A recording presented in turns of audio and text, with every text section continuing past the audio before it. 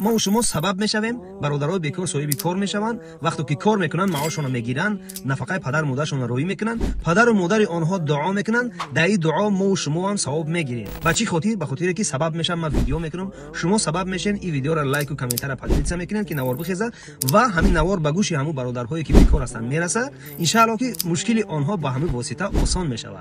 چی کاره این برادر ما خودش گفته است گوش میکنیم و بعداً گپ میزنیم мода автоэлектрик дар кораи ба я автослесар ё хадавик дар кора ё хадавик ё моторист я та хадавик моторист я та электрик агар ҳам электрику ҳам хадавик будона ҳам яхш дар кора агар натуна я электрик я хадавик дар кора электрик та 60% метен